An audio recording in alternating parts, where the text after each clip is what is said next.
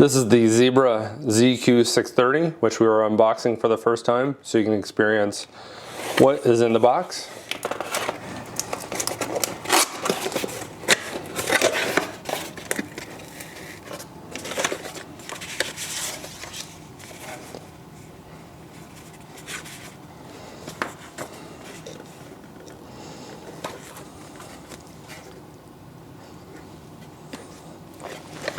We have a belt clip.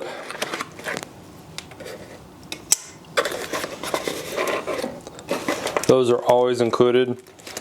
Personally, I prefer the shoulder strap accessory.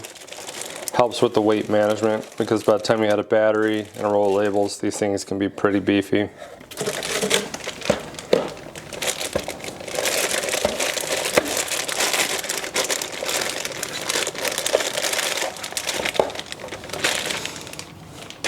The battery is already installed, but we have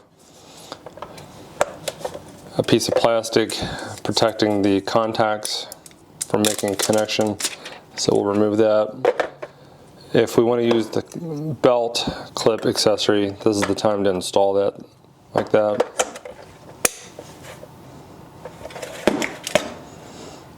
We have a protective film over the LCD display.